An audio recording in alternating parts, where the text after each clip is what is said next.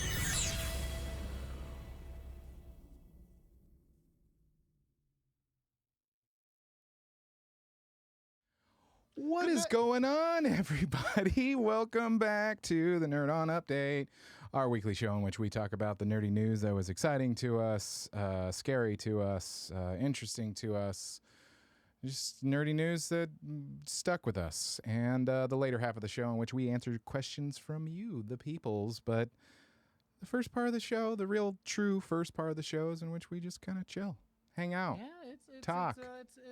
It's a Monday night news show. It is. Nerd news.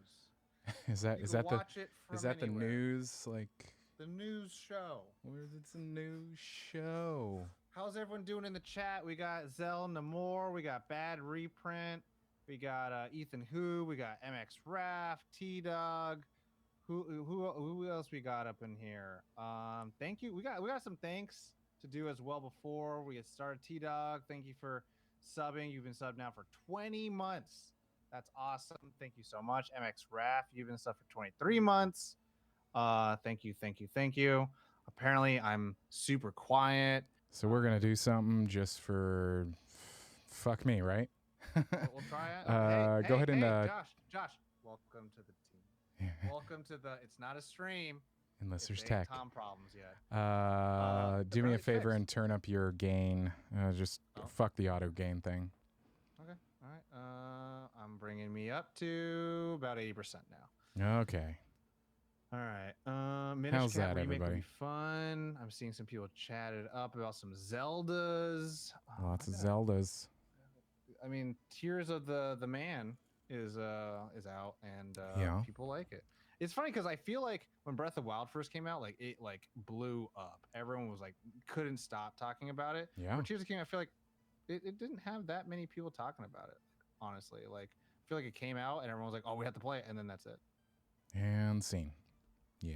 Wait, what happened? Are we good? No. I'm just saying, and that it was an actor joke. It was.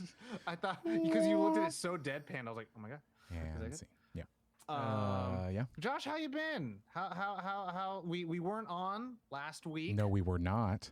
Because we were recording some podcast that's going to be on the podcast feed, not just on, stream and YouTube. Yep, so, I was mixing and editing I was doing some post production today for those said episodes. Did I just pluralize that? What? I've been good. It's been kind of slow going in my life, so I've just been kind of like playing a lot of Destiny and just doing like chores, and the garden's thriving. I fucking hate tech stuff. You want me to fill in while you figure out some low audio stuff? Yeah, sure. All right. Well, no worries. Oh, also, I forgot to say, what's up, Mamba? Thanks for coming by the stream. Also, everyone in the room, Ethan Who, and Zell. There's gonna be a little pluggy plug for $1 a month. For $1, you could join the Discord Nerd On Nation spot and then be in our little rooms beforehand. Not the Nerd Nation. I don't hate the nation. This little tech stuff. Well, like you get to see a little bit of that stuff. You know what I'm saying? The Nerd On Nation and Patreon. Because this is Josh. Welcome to the charm. This is the real. This is fuck it. We're doing it live. This is how a real stream goes. All the tech shit. All the it's bullshit. Part of it. I was just like, the thing is like, I'm an audio engineer as well, so it's like, I can hear what OBS Ninja is doing to it as it gets louder, and I'm like, ugh! It sounds so unnatural, but I can't get it to do anything else. So I'm like, fuck it. As long as people can hear us and it doesn't sound real shitty, then whatever. Yeah. Did you do the audio thing, Josh? I think so. I think it's where we're gonna be. It's where we're at. It's. But there's also for everyone. So we're recapping a little bit. Last week we weren't on, but next week Josh also might. There's a non-0% chance that he may not be on because you got some products coming your way. You got some shit going on. What's going on? Oh, I got cast in a horror film, like a feature horror film, and Tuesday is the film starting. We're shooting for 2 days, my scenes, Tuesday and Wednesday. Real early call time, but Nice. yeah, no, I'm excited. It's working with Buzz. You know Buzz. Nice. And yeah, you know, it's kind of like a, I don't know. It feels really good. I'm really really excited just because Buzz and I have been friends since No, light year 2007. battery print. Yeah. We've been friends since 2007, the old Hollywood video days, and you know we've given each other our couches in need, and it's just kind of, he's a horror producer, so you know it's kind of fun to get those opportunities to be able to play, and I'm just focusing a lot on acting, and yeah, I don't know what else to say. I've got a makeup test on Wednesday. Nice. There's gonna be a lot of blood. A lot of blood. Also, battery print. You're forgetting McAllister. Your girlfriend Buzz. Woof. Anyways, that's awesome, yeah. dude. That's really cool. Yeah. That's so it starts shooting next week. On Tuesday next week. Yeah, they've so this is what it is. It's an anthology. It's kind of an anthology. It all takes place at this apartment complex, and each of the apartments are telling a different story. Ooh. And so it's almost like it's horror hotel. In a way, it's yeah. So each tenant has a different story. And would you say it's Resident Evil? No, that'd be really cool. Evil Residents. There we go. Yeah, I'd be on that. I'd totally be on that. Evil Residents, totally different game. Well, this is a movie. So yeah, it's a movie. So my section of the movie we're filming. They're already filming since like last week. That's cool. It sounds like VHS. Yeah, what is that? You know the horror film VHS. It sounds really familiar. So VHS, I haven't watched in a long time, but pretty much two dudes come across this box full of VHSs, and it's in a room in a hotel, I think, or something like that. Mm-hmm. And they just pop in the VHSs, and each VHS you watch it, and each one's cool. a horror thing that happens in that place. That's really cool. And so you move on to the next one. They're like more disturbed, and it gets more and more depressed. It's pretty like cool. that. Pretty cool. Also, have you watched Evil Dead Rise yet? No, not yet. Takes place. It's on the list. Like it's on the. Yeah. I want to watch that, but Bonnie's so not into that, so I got to find a friend, maybe Tom, or somebody. Go watch again. To watch it. It's on HBO already, right?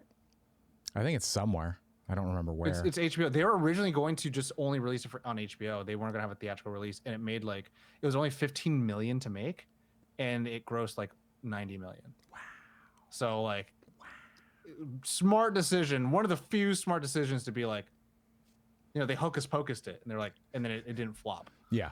So yeah. Cool. So BT Dub, tomorrow I have to cancel my stream, everyone. I'm sorry, but I get to work with a casting director that I really want to work with for realsies. So it's a workshop, and I'm like, I think they'll understand. But otherwise, everything's good. How are you, Tom?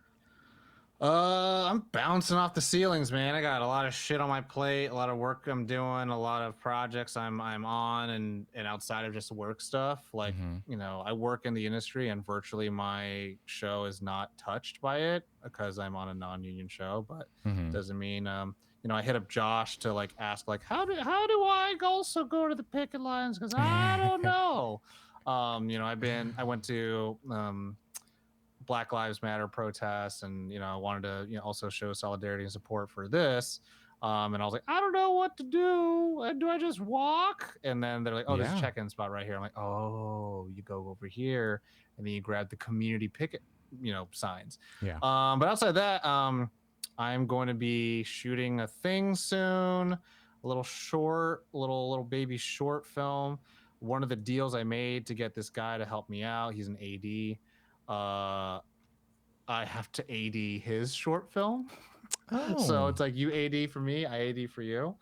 And he's a guy who I've known for a while, and I've been wanting to work with him for a long time, mainly because people have been like, you two should link up because you two like don't like to wait for people, and you like to just like, you guys are both very like producer, director minded of like getting it done. And I'm like, all right, that's what's up.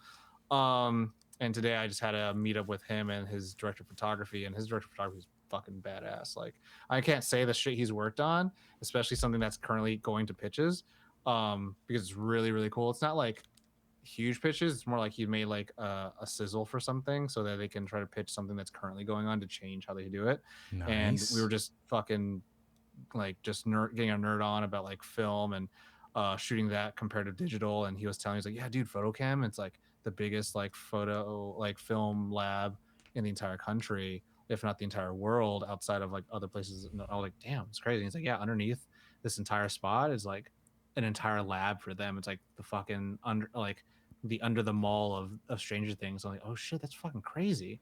Um and That's awesome. it was pretty cool. It's pretty cool. So, and I've just been working, writing, and you know, I'm pre WGA. So if that means anything for anyone of what we're going to talk about tonight, that means if I write things, since I'm pre WGA, it's like I don't get paid for it, which has never changed yet.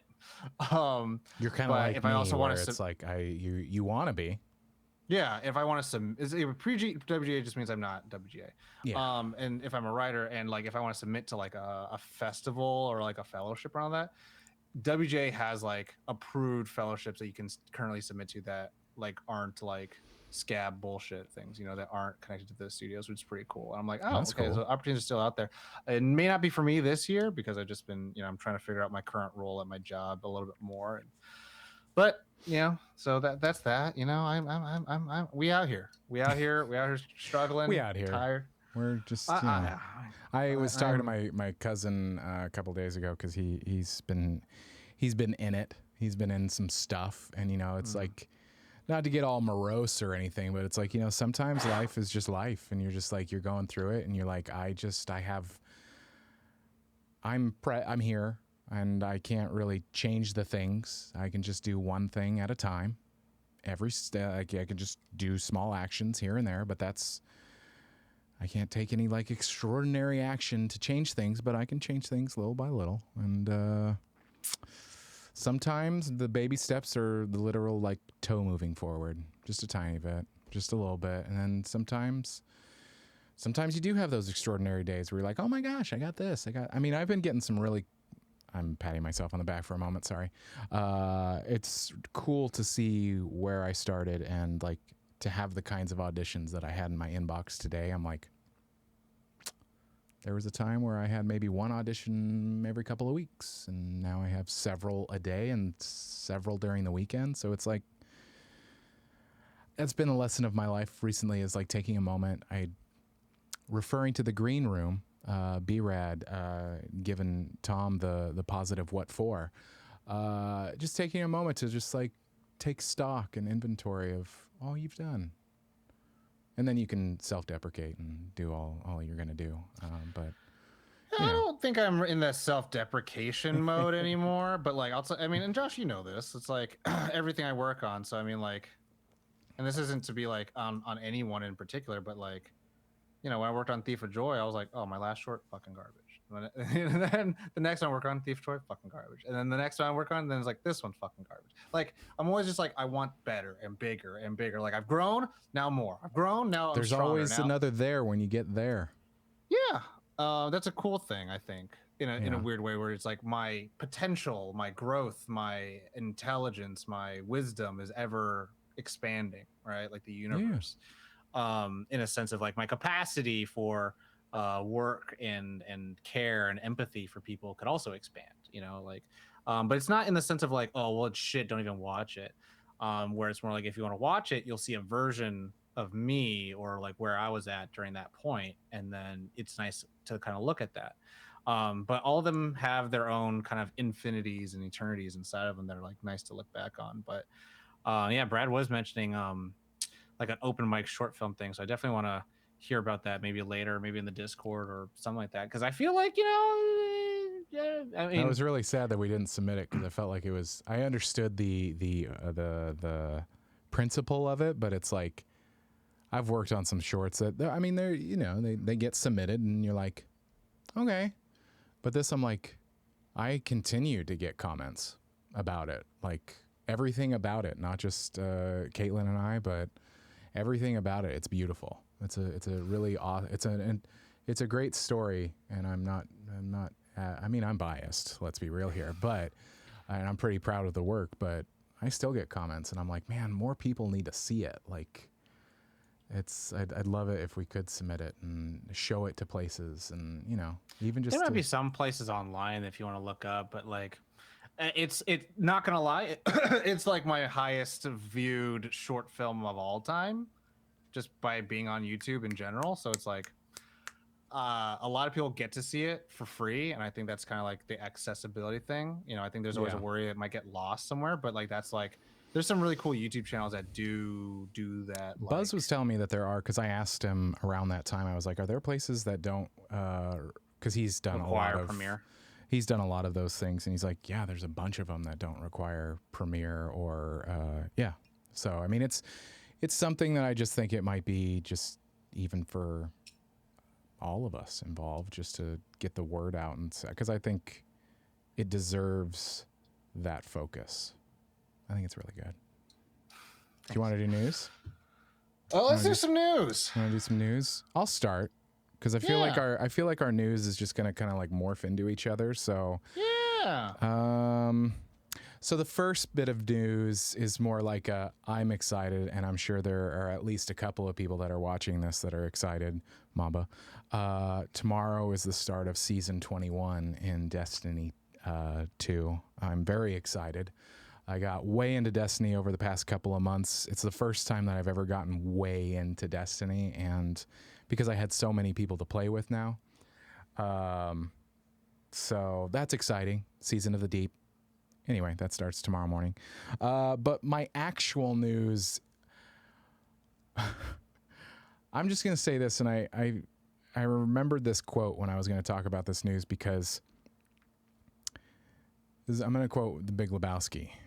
There's a lot of ins, a lot of outs, a lot of what have yous, and a lot of strands to keep in my head, man. And SAG last week, SAG-AFTRA to be specific, had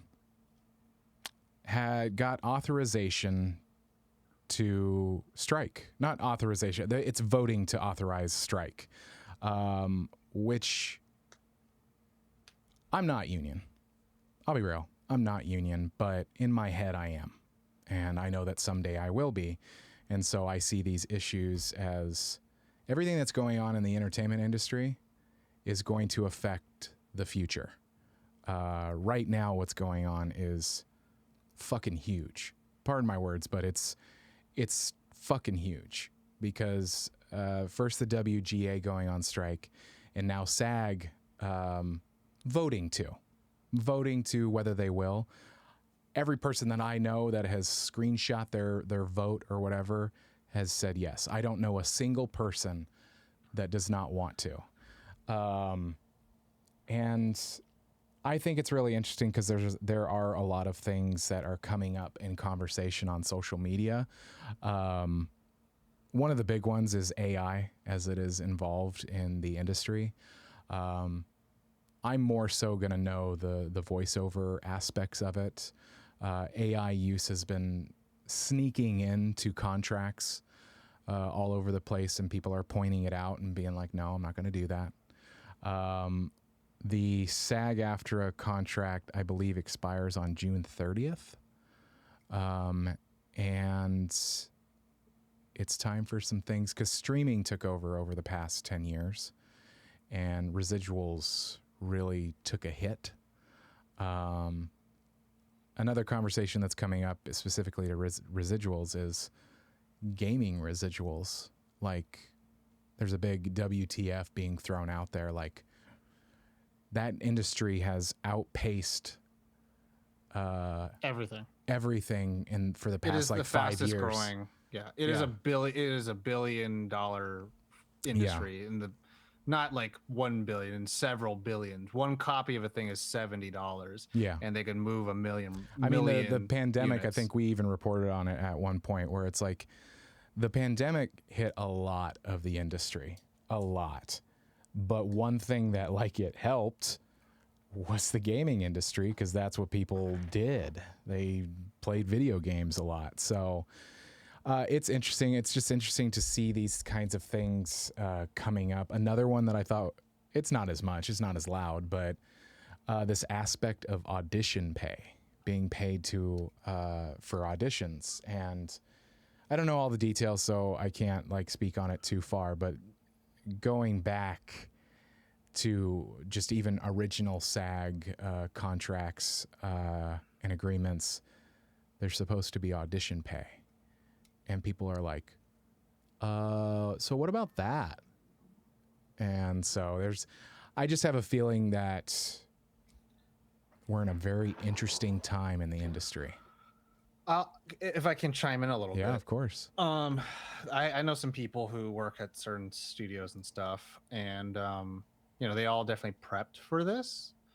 And not they as in them personally, but the higher ups, the decision makers, the people who are part of those deals, negotiations. And for everyone who's like kind of in the, I don't know, I'm not in the space, I don't really know what like the legalese of it all. Like the authorization to strike is pretty much like everyone who's part of that union, that team, gives their vote that if SAG-AFTRA proposes like, hey, these are the new negotiation deals and terms for our new contract, if you don't agree to them or fail to counteroffer, then we will go to strike. And then everyone who's in the union, in solidarity, hopefully, doesn't work, losing jobs, losing agents, X, Y, and Z, all that stuff. Because people will just drop you.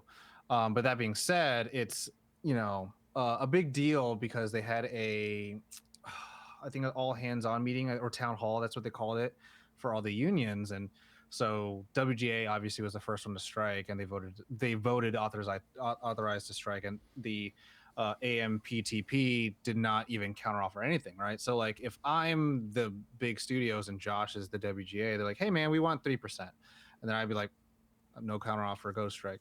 Like that's how it happens. It's like it's not like hey, we're going to strike until you do. It's like no, they have to give me the deal, and I have to say no, I'm not going to do shit about it. Like I have to even counteroffer, and they have to counteroffer. All that has to happen before they even go to strike. But if they don't even like try, then like go to strike, then see what happens. Pretty much. And what I had heard from certain people was that the fact that they had prepped so much and got so much of the writing done beforehand so they can go straight into production, they are planning for like at least 100 days. That was how long the last strike happened for the WGA in 2007.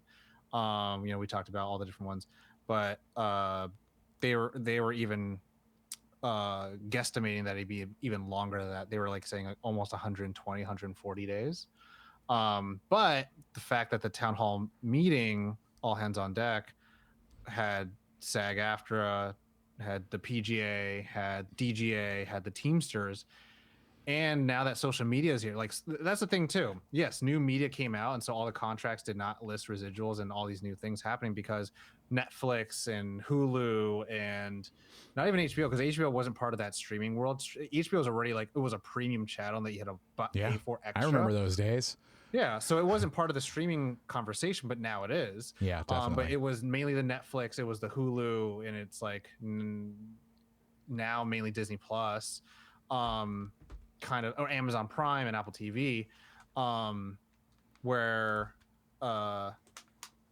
those were all considered non profitable platforms that no one could really make any good deals out of because they had not been proven to be reliable. But now that they have been proven to be reliable, and during the shutdown, all businesses had proven that they were making profits when a lot of people were not.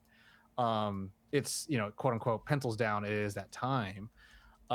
So it is interesting because I feel like I have knowledge that certain studios have prepped for more than 100 days to strike or 100 days to not have writers, but I don't think they prepped for not having directors and producers as well.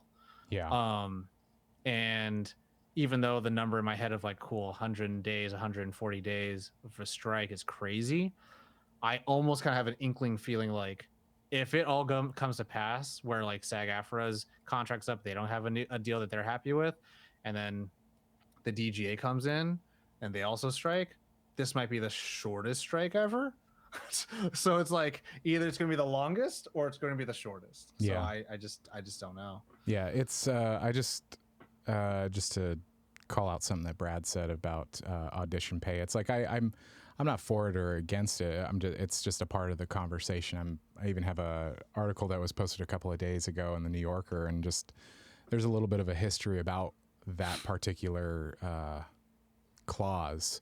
But it's Bonnie and I were talking about it a little bit today, where it's just it would give an excuse to not audition as many people because of budget.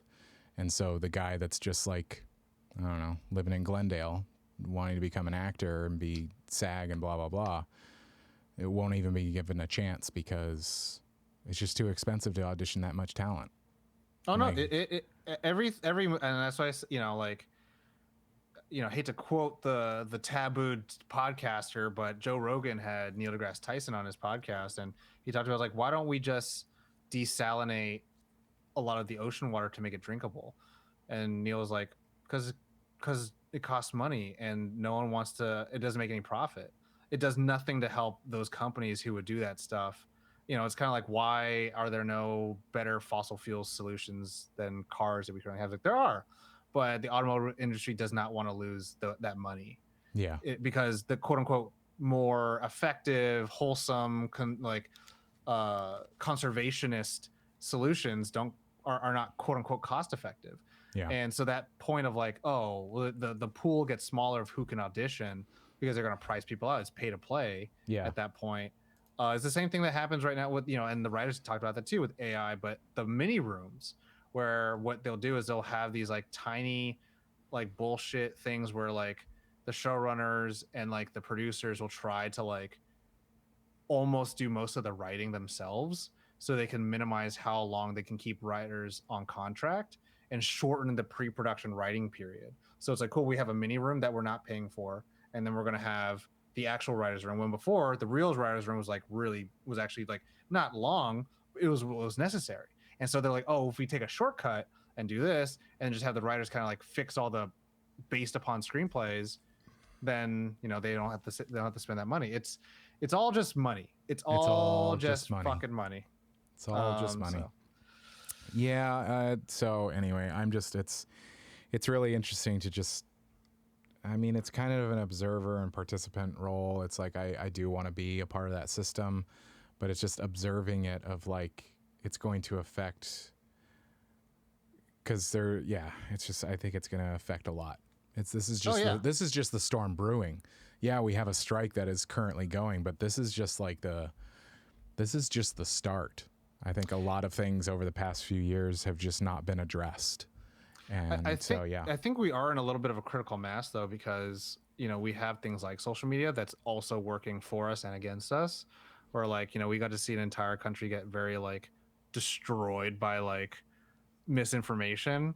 And now we have like culture wars and ideology wars and all that stuff, but like also mobilization and getting people like under similar banners and all that stuff, where it's just like people who are like, hey, if you want good shit, then you got to support these things. And as I always say, you got to vote with your dollars, at the end of the day, where it's like, if you don't want these companies to do well and you want your companies to do well, you got to start buying the shit out of the other company you have. And like right now it's really cool that it's not just on the WGA, it's not just on the SAG, because everyone's fighting against AI and then just like the diminishing of like creatives, right? Where it's like we're living in the actual dystopia where like people are guesstimating that art and things will be created by machines and humans are subjugated to do all the hard work, when it should have been the other way around, where it's like technically they were supposed to take care of all the big, huge manual labor jobs, and then all the more brain powered kind of jobs are supposed to be for us. So it's not so taxing on our bodies. So we live in a first world like country. So it's just funny to see that. But like, yeah, social media, that's how you get, to add on a little bit of like, that's how you get David Zaslav in the news, getting that Boston University, whatever honorary degree, and then being booed off stage. A bunch of people like said, chanted pay your writers. And it's like, that wouldn't happen without social media. You know, that would just be like, oh, some graduation, some guy. Who is this guy? Oh, he's the head of Warner Brothers Discovery. Like, he's just there. But because of social media, everyone's like, oh, they caught wind. It's like, oh, well, this is who this guy is, and that's what's happening over there. It's like some of our favorite shit is going to become fucking Quantum of Solace and Heroes. This shit sucks. So it's interesting. It's very interesting. Again, I think in the critical mass in the sense because we can't hide from it anymore, right? Like no one's ever going to forget about like the protests during COVID, right? George Floyd and Breonna Taylor. It's like and so it's like there are these gonna be these landmark things, and it's like because we have so much social media and people are like, yo, everyone came through, everyone's voting. Like now people are kind of just seeing it versus like it used to be on a vacuum in 2007. So. Yeah. Yep. Your news, Tom. My news. More sad shit, aka oh yeah, R.I.P. in peace, baby. Ray Stevenson, aka known as my second Punisher, aka known as Volstagg in the Thor franchise, aka the main villain in RRR, passed away this past weekend. And it was crazy because I was looking up some stuff, and then all of a sudden Ray Stevens is like, how he'll come back to Star Wars. I'm like, the fuck? Why does this matter? And I was like, is he? And then I looked him up and I was like, oh shit, he passed away just recently. And it was really weird that like kind of unceremoniously like not given a lot of headlines, and I kind of had to dig for this information. They haven't said what was the cause, but Ray Stevenson, actor, has passed away, and it's really rough. He's a really talented dude, and I feel like did not get a lot of the flowers that he deserved. So a lot of movie news in that same light, where Cannes Film Festival also happened, and there was a lot of drama. I'm not going to talk about all the drama. All I gotta say is a couple of names: Johnny Depp, Brie Larson. So it's interesting. A lot of people are, very vocal of how they're feeling about X, Y, and Z, and who said what, and should this person be one of the panels and judges and all that stuff. The thing that I'm more excited about is a perspective on one of the films that premiered, which was Killers of the Flower Moon, which is the adaptation of the book that Martin Scorsese is helming as the director. Leonardo DiCaprio is starring in, and De Niro is also going to be in. So I'm very excited to see those two share a screen with Scorsese. And the perspective I really liked and I want to talk about is because I'm in social circles on social media and stuff like that, and so I see a bunch of writers and actors, and a lot of people are really, really excited to see Indigenous people kind of given their true, like, not true history, but kind of given the Watchmen Tulsa treatment of like, oh, this is like a true scar in our American history that a lot of people kind of don't talk about. A lot of people just think of like, oh, Chris Columbus and like currently like reservations and stuff like that, but they don't know about like how long the kind of violence and terrible actions that was made upon Indigenous people like permeated and continued like when like the FBI was like being formed and stuff like that. So it's like very, very cool to see that people are excited to see that representation, but as well as like telling the stories that like, I don't know, I'm a big fan of having hard conversations because those are, I tend to feel like maybe the healthier ones. They kind of, I feel like I saw this funny meme where it's a meme of like a dude in the clouds. It's the blinking guy, and it's like God watching me fall in love with somebody, knowing they're going to break my heart just so I can get some character development. But I think about that with hard conversations where it's like, yeah, man, like those are the ones that like really count, because that's like the character development like that maybe y'all two need or y'all won't survive. But those ones tend to be the healthier ones. But that's all the news I got. I think it's time for some questions. Some questions. Yeah. I just wanted to say, yes, I agree. Hard conversations are, I'm a firm believer, like, especially in relationships, like in my marriage, it's like when we need to talk about something, it's important. It's, especially when they're hard. Questions, the next part of the show in which we answer questions from you, the people. And there are so many ways that you can send in your questions. We do have a lookout for smoke signals, not receiving them as much these days, so that's fine. But the best way I said send ravens. Y'all keep throwing chickens, like dead chickens, at my wall, and I'm like, bro. Yeah, it's really it's getting weird and awkward. But my favorite way is to get on into that Discord, nerdon.tv/Discord.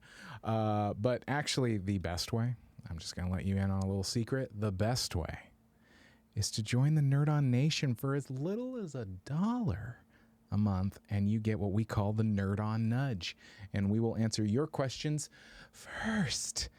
And check out the Nerd On Nation, nerdon.tv/Patreon. But you can ask questions like, pulling up the tab. Mamba asks, if someone was down in the dumps, what would be your unique way to cheer them up? Lick their earlobe. Hey, that reaction right there, they're not sad. They're uncomfortable. They're not cheered up either. They might be just scared away. You don't know. I'm not kink shaming. I'm just kink asking. If I could have a unique way, I would ask them a question. I would say, would you rather have hot dogs or hamburgers? Eat a slice of vegan cheese pizza that has been tucked in your butt cheeks all day in the 106 LA degree heat. You know, we're talking about like late August. Or would you rather eat the sushi off of Joss Whedon's pre-coital body? Oh, post-coital body, sorry. Right after he has done doing the deed with whoever sad soul is with Joss Whedon.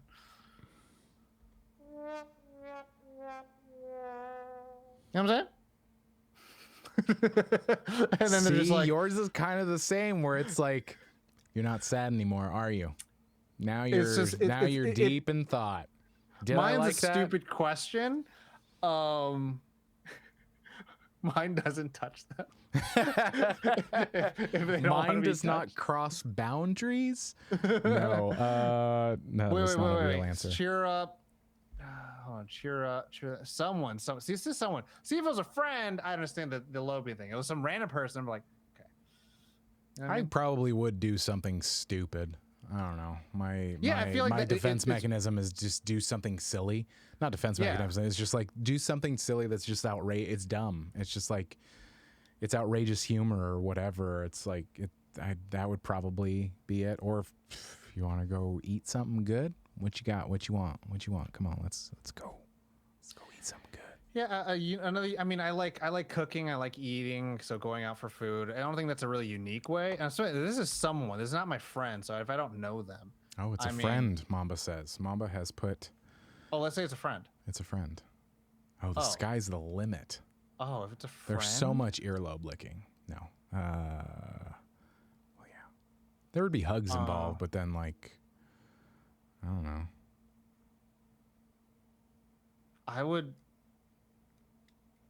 I still might ask a question because I definitely have done that to other people where it's like, I feel like it gets really tense in my office, and sometimes I'll just ask a stupid question like that where I'm just like, what would you rather do?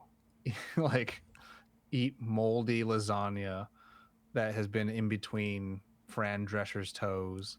Oh. Or I just had like a visceral like.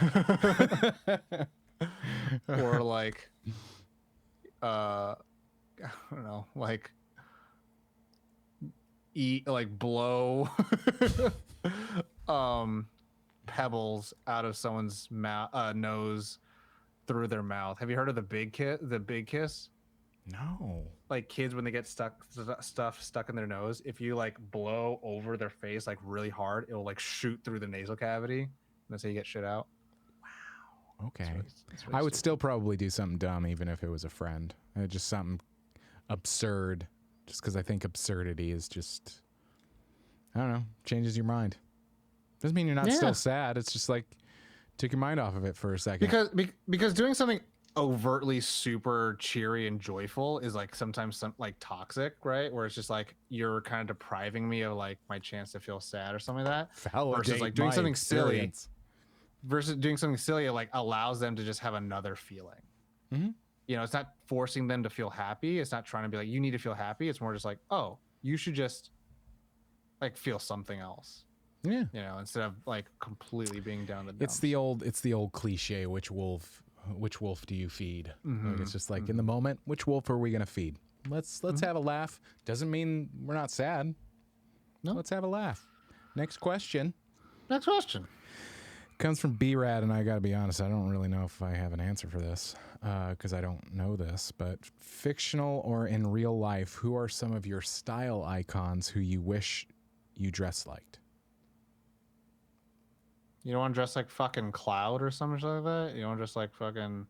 See, I was going like style. Sephiroth? Like I was going like fashion, and like I was like, oh, I think he's asking... Fictional or in real life? Style. Like Aang I'm gonna in allow that you robe, to answer in the monk first, robe, and I it's will not really style. Like see if you want to dress up, you know what I'm saying? Like it's like, who's the Flash? Is like Barrett. You know, he's got some. Oh, it'd be Vincent Valentine for days. Vincent Valentine. See, that's the style. Come on, man. Right, Ethan. Like someone with a lot of riz. Who for me as a style? I wish I dressed like. I wish for the meme. You know, this also leads to the last question. If I can rock it and I can do it, I would dress like fucking Ruby Rod. I honestly, I'm the same. Like, I have. Can I show? I just can't show my feet. I can show shoes, right? On stream. I don't know what the rules are. Yeah, sure. Just not bare feet. Yeah, I have these sparkly Crocs, and I tried to find sparkle like Chucks and like Doc Martens, and I'm like, I mean, the blue hair, like that was like my way of just like getting out of my comfort zone, but it's like, I don't know, it kind of awoke something in me. I was like, I kind of wear like crazy-ish stuff. Like I want to find some good plaid pants. I want to find some good glitter shoes. But no, I'm a man in his 30s, and they don't make things in that size. I even thought about getting like women's shoes that were bigger. Nope. Anyway. In the chat, people are having conversations about my usage of the word riz. I'm becoming a problem in my office where I don't need to do it, but I'm definitely like, I like to have some like, oh, I'm hearing what the young people are saying, and I'll use it in those appropriate senses where it's like, you know, it's like mad riz, like the kids say. And or I'll say like, you know, as the kids say, that's cap. You know, like I'll do that shit 100% be on the fucking nose because I know that's not my lexicon. But or lingua franca. But for me, a fictional real life, something just like I really, you know, fucking Alucard from Castlevania. Fucking dope ass fucking outfit. Okay. Or Kenneth Branagh from his Hamlet. He got his fucking badass black suit. Fucking badass. Oh damn. Who else? Style, fashioned. Oh man, Seto Kaiba up in this bitch, man. He got a giant ass cape with the fucking giant shoulders. I see what Zell's talking about with the Idiocracy with the Crocs. That clip has been resurfacing lately. Who else got mad style? I mean, any anime character, I'm telling you, they got just style for days. I mean, if I could rock one of the Yu Yu Hakusho like school outfits, that'd be pretty cool. They're like just suits and they look like fucking gangsters. In real life, okay, let's see in real life. In real life, who would I want to be? I feel like I just don't have fucking swag. I just don't fucking look cool in that shit. I think I look like a fucking weirdo.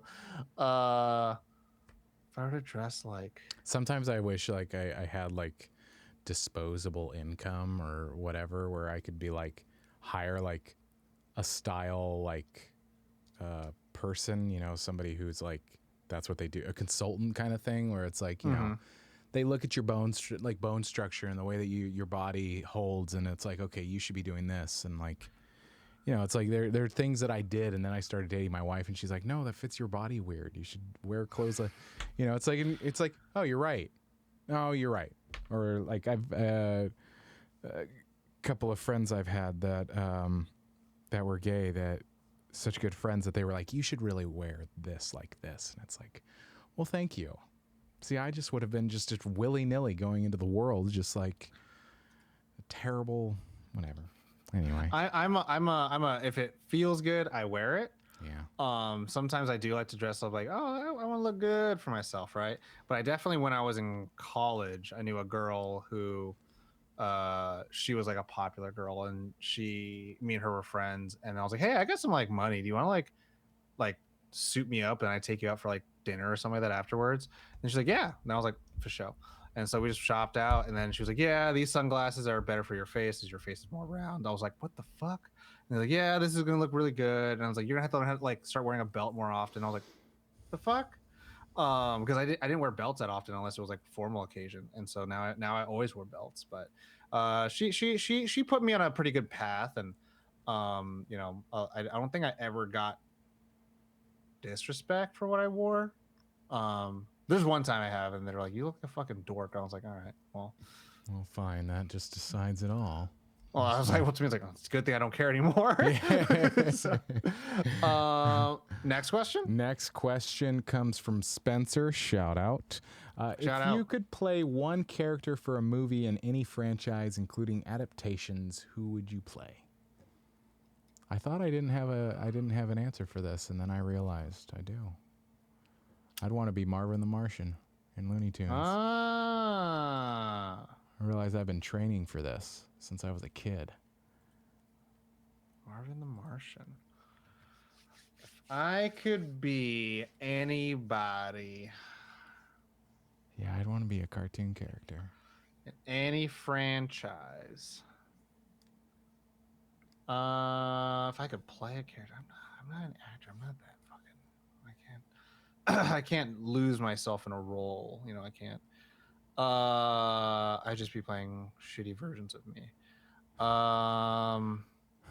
I would play one character for a movie, specifically for a movie.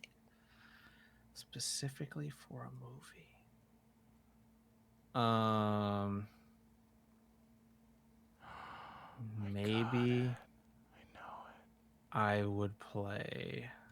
This is hard, Spencer. This is really hard. I know what it is.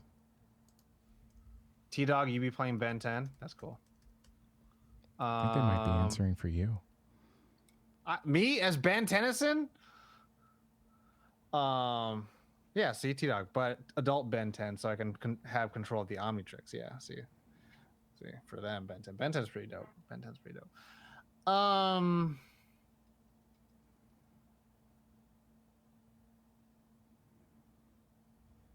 Oh, I guess that's the only real character I can play. Is probably fucking Sokka. Okay. I think it's or do a live action Brock from Pokemon. They're the brown guys that are more comic relief, because I'll just want to play the dumb shit, you know, because I won't take like, if you put me in a serious role, I'm gonna goof it. I'm not good. I'm not that good of an actor. I'm not an actor at all. But if I do like something that's not super serious at all, then I'm like, I'll just have fun and just do some dumb shit. And no one's gonna take me seriously anyways. I could do Sokka. I already dressed up as him for Halloween. Brock, I had this spiky hair before my life. Mamba, I appreciate you saying Kaiba. Like, I would want to be, but he's a little lighter skinned. And he's very serious. He's also voice acted by the same guy who voices Kaiba though. But ooh, I like this question from Zell we got, so that'll go right into the bucket. Is that that's you have all another the one, Josh? No, I can't really. I don't. I don't. I mean, I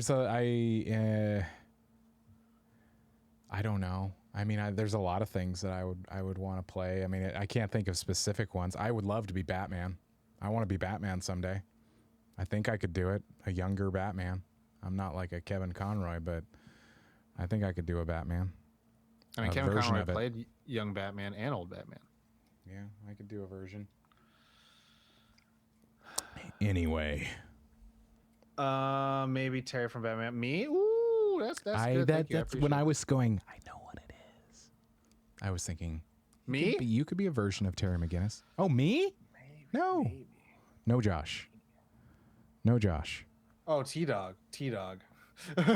These are all for T-Dog. None of them for us. Oh, I love it. You want to do some of the questions I have in the bin? Yes, sir. All right, I need one more question for y'all. Oh, Josh is Terry. Okay, for sure. Okay. All right, this question comes from Zell Namor. If you could live in one gaming world, what world would you want to live in? TTRPGs, video games, TV show using a game as a premise, i.e. Yu-Gi-Oh. One gaming world. One gaming world.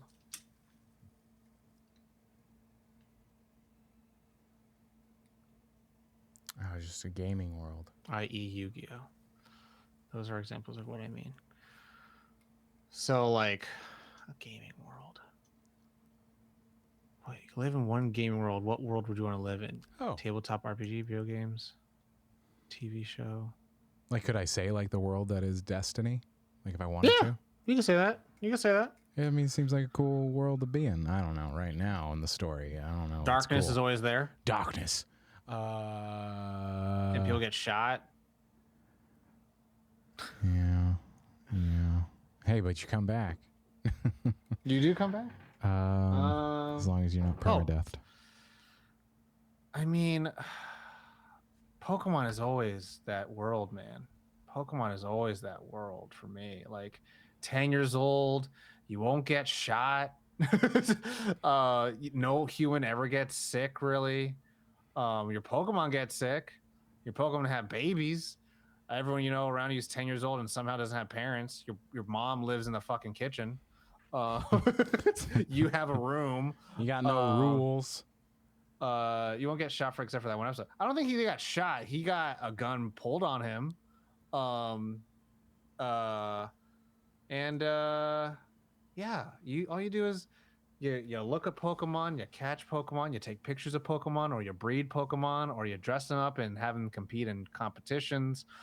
You're on your own, man, and every single type of transportation is already there. Natural resource, like Pokemon are so animal husbandried up, so they're just like, you want to ride, man? You don't have to like raise them like horses, where like you can have a wild horse. They're like, you don't ride me. That's not a real thing. A lab is be like, why don't you come out hitch a ride? And you're like, I don't even know you like that. And they're like, do it, baby. I mean, no one ever chooses. No, D&D, a game. To me, and that's the crazy thing. Like, I know Josh, you and Corey love the co-op games, but there's something always, I think, very sinister of someone who develops a game that the players not only have the option to fight each other isn't really there, because the game is going to fuck you harder. And you're like, well, it's like, like most of the time games are like competitive, but I feel like games where they're cooperative are those episodes of the movies or the TV shows where like, oh, even the villain has to help me fight the new villain. Like, what I'm saying? It's like, yeah. And even if I like survive in D&D, you have to do death saving throws. You have to have just luck. I'm like, And also, yeah, T-Dog's right. 7 out of 10 D&D characters have tragic backstories. Not everyone wants to be Batman. You know what I'm saying? Everyone wants to be Batman. B-Rad. Imagine choosing a game. Oh, the scroll went away. Imagine choosing a game with heavy combat. I would die before I got skilled enough to survive, and even then I'd have PTSD like crazy, right? It's like I could kill a man, but I'm going to be fetal in the corner right after. What's that? There's that one game where you take people into the darkest dungeon, right? Mamba, you are wrong. Corey would say, Knights of the Old public. Clip that, send it to him. Dare you. We got time for one more question. One more. If y'all got it. Yeah, One more question. One more question. Pew pew pew pew. Ooh, If I've got not- the DJ air horn. You do have the DJ air horn. Mm-hmm. I got that. There we go. One more question. One more question for the week, y'all. Mm-hmm. We'll have to know a new one in the Discord for you. Okay, let's check out that one. Let's check out that one in the Discord. Feature our Discord in the stream. Yeah, let's The hell is do it. this? The hell? Just now? This question, WAV? Oh, okay.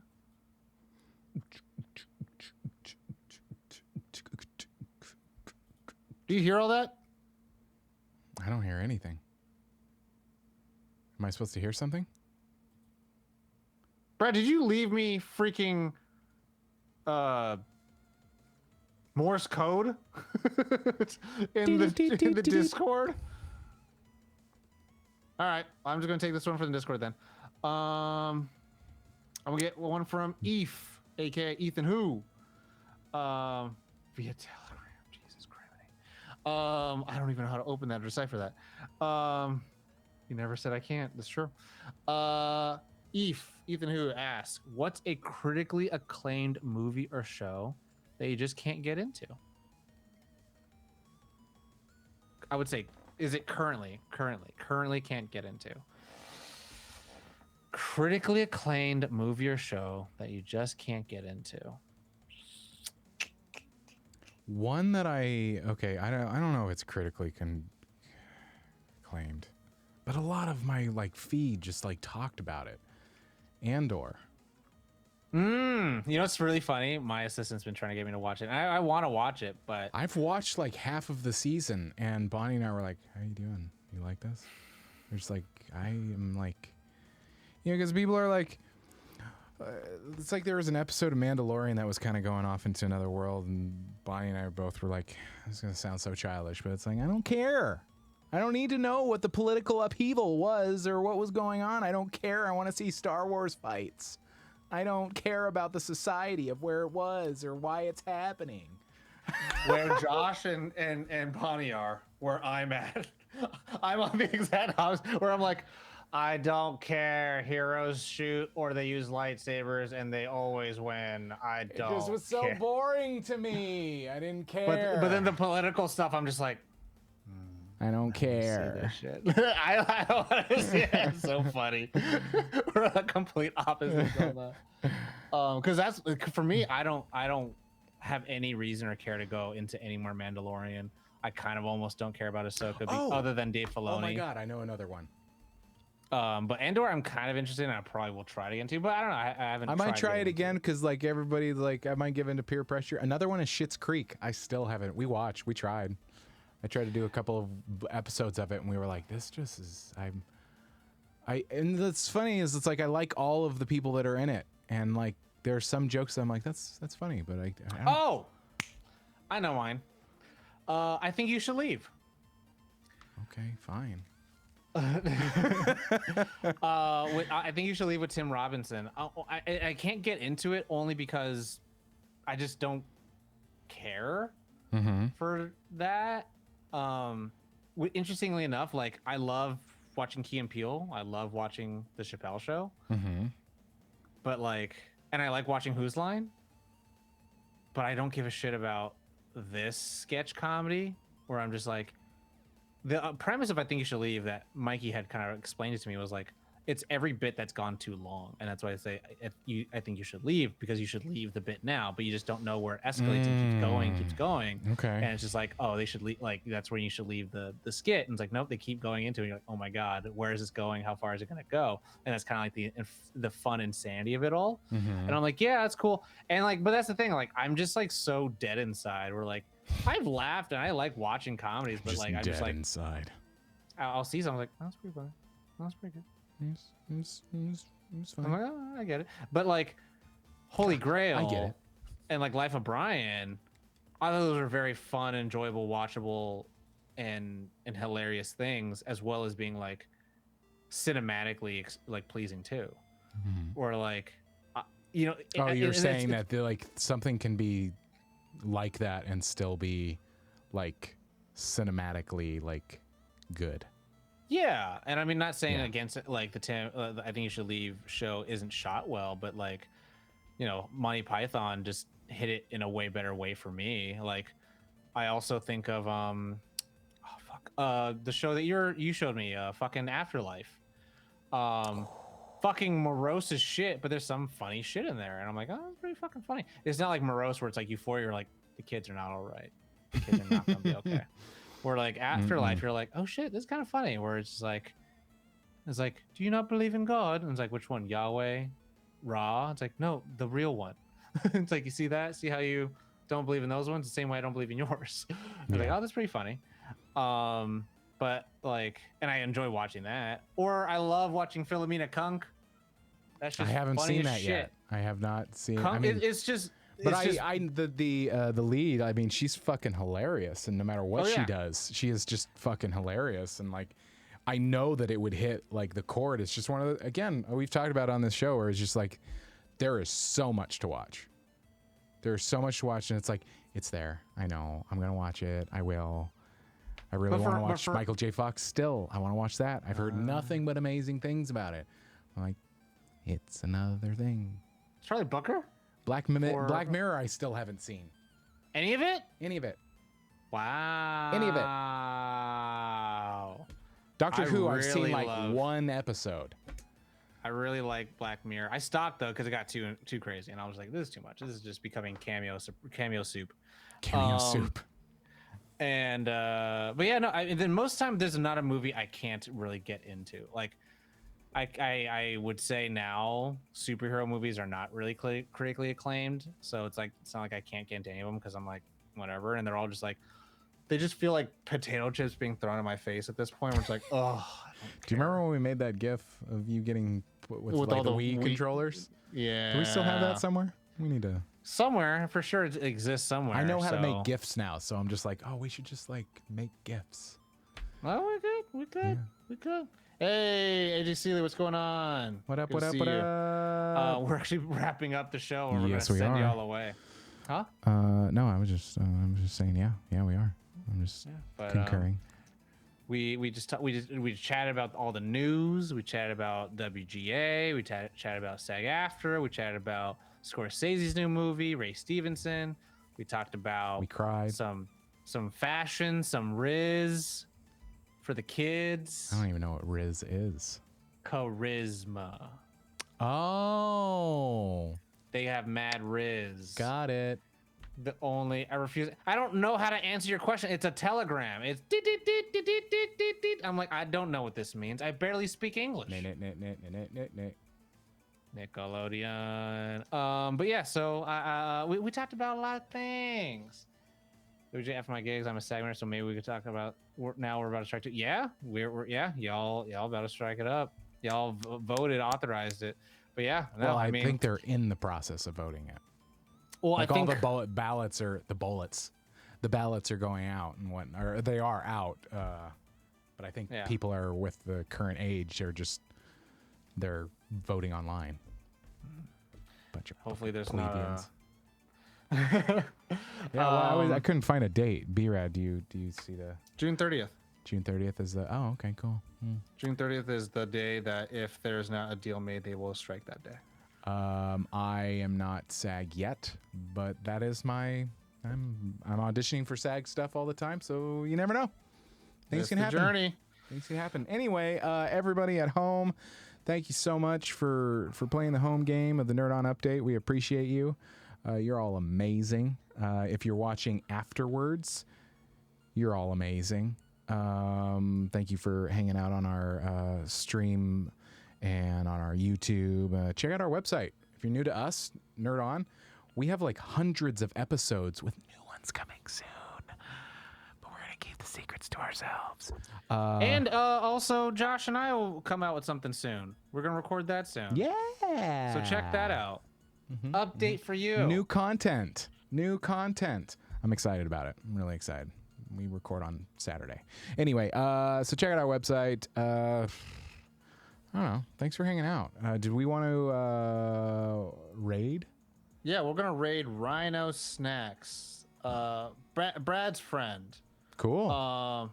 Yeah, they're playing Final Fantasy VII. Fuck yeah. So, Josh, what's a Final Fantasy VII thing that the viewers can say in good spirits to Rhino? Oh God, there's a fucking fly in my face.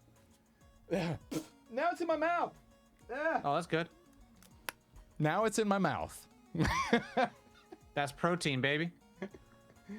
Oh, too funny. She's playing Final Fantasy VII for the first time. What's something we can say, Josh? Oh, I don't want to say anything. I just want to say, I don't know. Like a good tip, like keep your materia orbs open, or I don't know, fucking. Enjoy the ride. It's a good. right. It's a good game. You want something more from me, and I don't got it. That's big brain problems. I don't got a big brain right now, Tom. I'm sorry. Don't get too attached. Don't get. If you know, you know. Don't get too attached. Good music. Now it's in my mouth. Gotcha. That's the message.